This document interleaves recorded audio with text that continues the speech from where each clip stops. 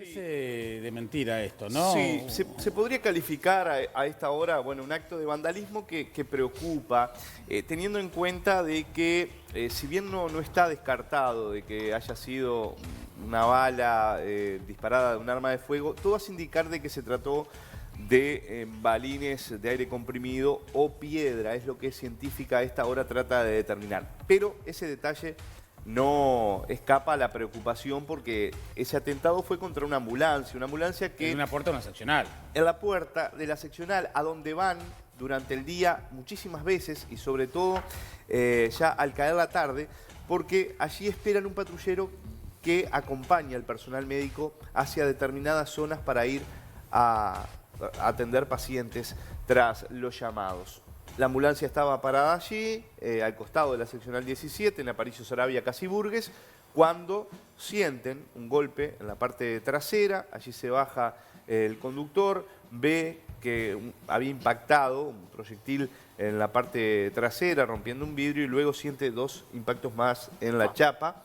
Y de acuerdo a las imágenes y a las pericias primarias, todo hace indicar que fue o un balín disparado por aire comprimido, ya que no se escucharon detonaciones de arma de fuego, o piedra, quizás lanzada con algún tipo de onda. Hay que tirarle a una ambulancia. A ver, por eso te digo, es algo que todo hace indicar un hecho de vandalismo que obviamente que perjudica al propio barrio. Es decir, yo no creo que en este caso nadie quiera que las ambulancias no acudan a esa zona. No se había procedido a ningún traslado, no había ningún paciente adentro. Estaba esperando para un llamado. Estaba esperando, van habitualmente justamente para ser patrullero, acompañados. a esperar patrullero para acudir sobre todo a determinados pasajes donde ya han sufrido rapiñas y otros hechos delictivos, por lo tanto van acompañados por patrullero.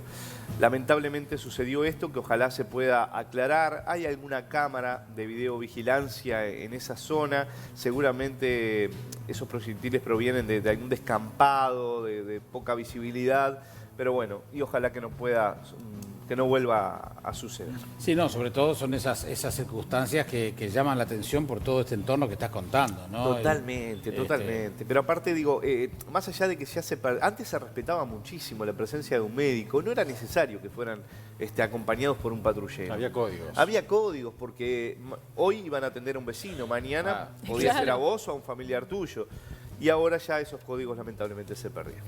Y después vamos a hablar de toda esta ola de homicidios, 12 en una semana, y siguen, porque en estos momentos estamos analizando algunos datos que nos acaban de llegar respecto a hechos que sucedieron en horas de la madrugada, pero hay una violencia bastante importante en estos últimos días. Y ayer, por ejemplo, mataron a un hombre de 54 años en Casaballe, en una vivienda. Y esto da para analizar algo que ya hemos hablado aquí, ¿no? El tema de la adicción y cómo familias enteras se ven rehenes y arruinadas porque un integrante agarra por ese camino de la pasta base y comienza a vender los bienes de su casa, de familiares, los conflictos intrafamiliar que genera y sobre todo la pérdida de bienes y de valores internos, y eso motiva de que muchas familias estén pasando una situación tremenda. Ayer mataron a este hombre, allí adelante vive su madre de 84 años, atrás en una casita vive él, hay otras viviendas también en el mismo predio, y hablábamos con una hermana de este hombre y precisamente nos contaba el calvario que estaban viviendo producto de la adicción de su hermano, que fue muy estudioso, del fallecido, que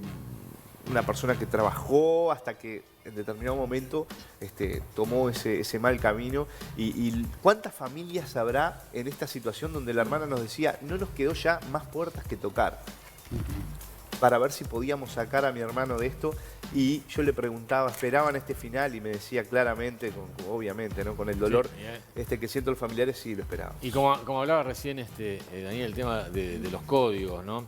¿Qué pasa? Ahora con la incautación de droga, al chiquito, al micro, el que vende droga de forma más chica, ¿qué pasa? Cuando se le incauta la droga, antes lo que sucedía, que el que lo proveía de la droga venía y ¿dónde está la droga? ¿No? Y En Le este caso, pega un claro. tiro en las piernas. En este caso es un tema de consumo. Ahora te matan. O sea, ¿ahora qué pasa?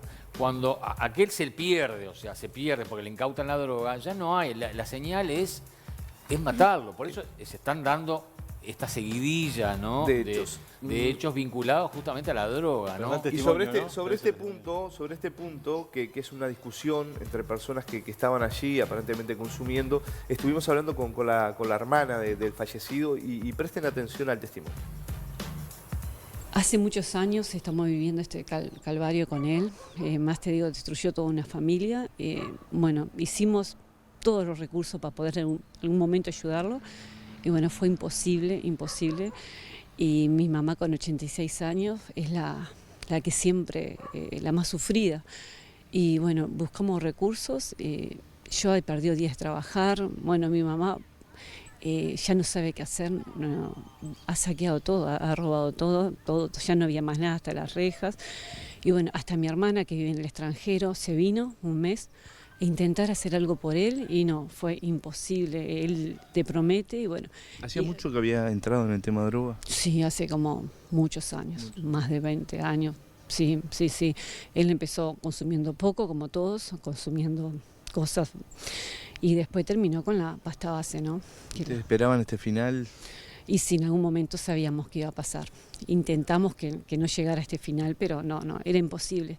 Y los últimos meses se nos estaba yendo de las manos, que esto ya era, yo perdía días de trabajar porque me tenía que venir, porque mi mamá estaba desesperada, en el ataque que entraban gente del ambiente de él, así, gente que consumía, y se ha convertido en una casa de familia, que no te puedo decir lo que era la casa de mis papás, una casa de familia trabajadora, gente, él tuvo estudios, él era mecánico tornero, siempre fue un excelente alumno, siempre fue. Y bueno, y terminó con el tema de la droga, sí. Bueno, ahí teníamos esta historia y mientras tanto nos preguntamos en qué están los proyectos presentados para la internación de los adictos, ¿no? O alguna alternativa que permita tratar de evitar y contener a esas personas que son enfermas. Que están enfermas. Recursos económicos, infraestructura, personal, falta todo. Es un tema que seguiremos hablando. Gracias, Leo.